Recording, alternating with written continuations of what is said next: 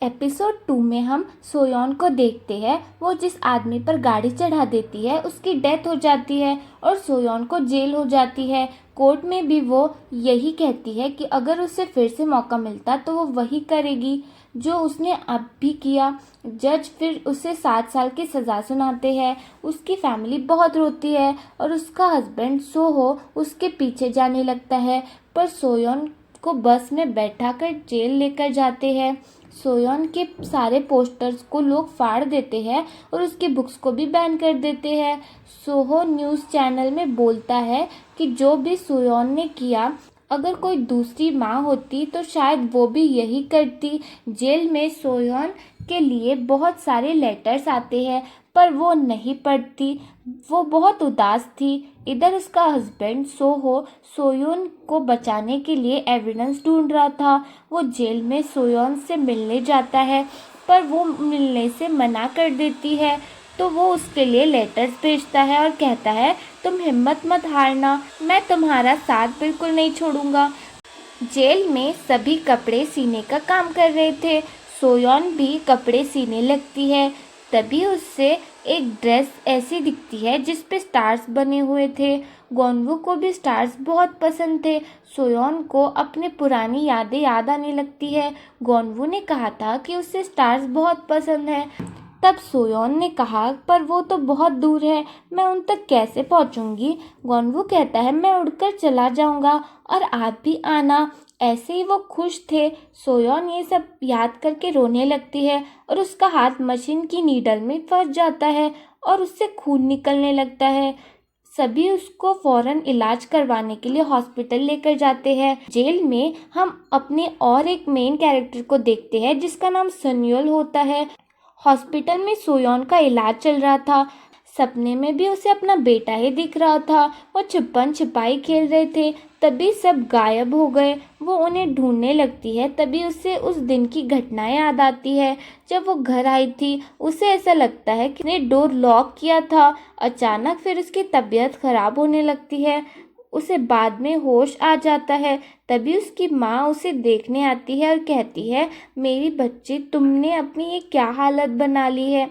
तुम्हें सब कुछ भूलकर आगे बढ़ना होगा। अपने पास्ट को तुम्हें भुलाना होगा।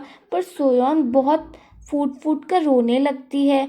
दूसरी तरफ सोहो ने काफ़ी सारे सबूतों को इकट्ठा कर लिया था। उस दिन कोई और गाड़ी चला रहा था और उसे बचाने के लिए जीवोन ने अपना नाम बताया।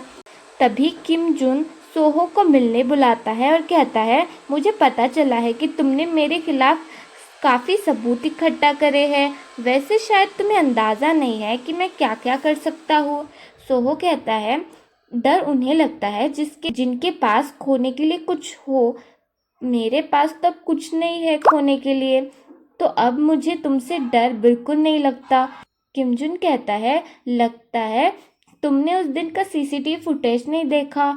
सोहो फुटेज को देखता है तो उसमें साफ दिखता है कि गेट पूरी तरह से बंद नहीं हुआ था।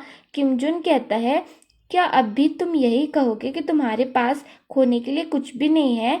सोच लो क्या होगा अगर तुम्हारी बीवी ये देखेगी। बेचारी यही समझेगी कि उसकी वजह से उसका बेटा मरा है। सोहो मजबूर हो जाता है और कुछ नहीं कर पाता। उसे दूसरे देश में काम करने का मौका मिलता है तो उसे जाना ही पड़ता है। पर वो आखिरी बार सोयोन से मिलना चाहता था। वो सोयोन की मॉम को ये बात बता देता है तो उसकी बहन और उसकी मॉम कहती है कि वो मेरी बहन के साथ ऐसा कैसे कर सकता है, वो अकेली पड़ जाएगी। तभी उनके घर सोहो की मॉम आती है और वो कहती है कि मेरा बेटा अब दूसरे देश जा रहा है। सोयोन की बहन कहती है तो सोयोन का क्या होगा।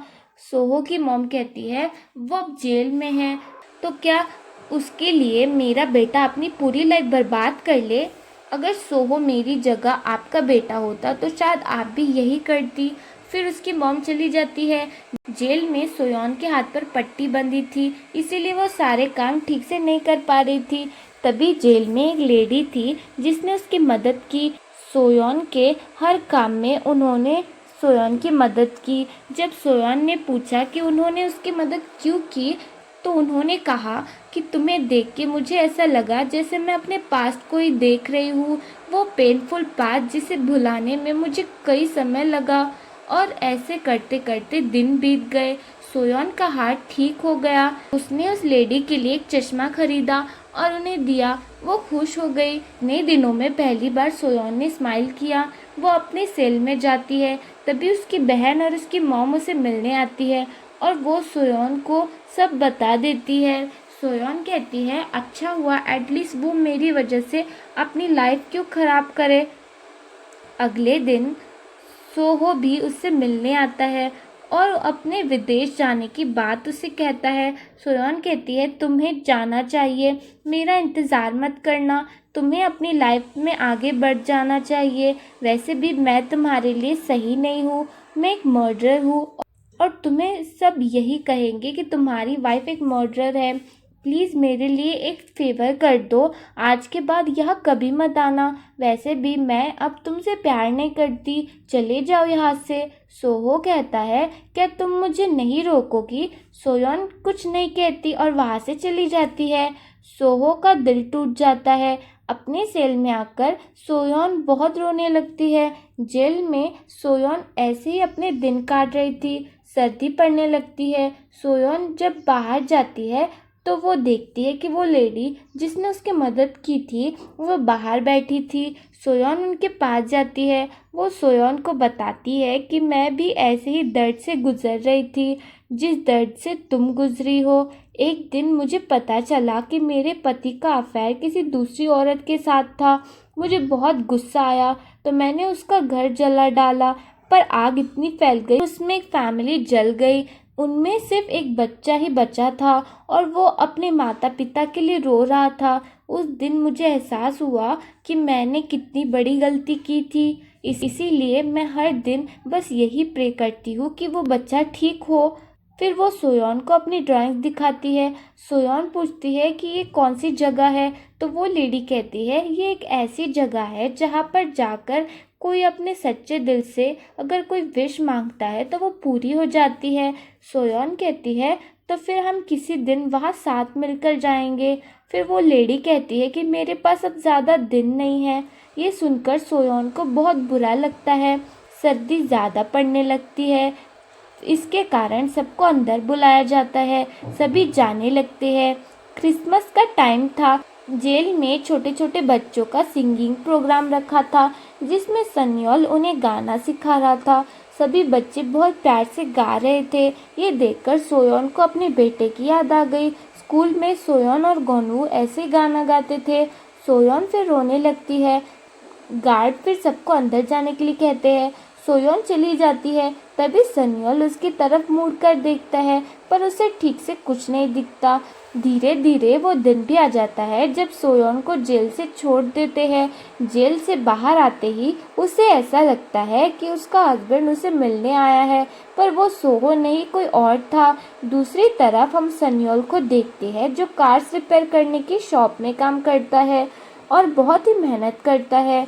किम जुन की मीटिंग चल रही थी जिसमें वो अपोजिशन वालों की कमजोरी जान गए थे और अब उन्हें उनकी सीक्रेट इन्फॉर्मेशन भी चाहिए थी। इस चीज़ के लिए वो सन्योल को हायर करते हैं।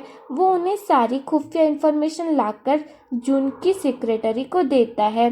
सोयोन फूल लेकर अपने बेटे की सिमेट्री पर जाती है। वो गोनवू की सिमेट्री पर फूल रखती है और उसे याद करते हुए वही सो जाती है।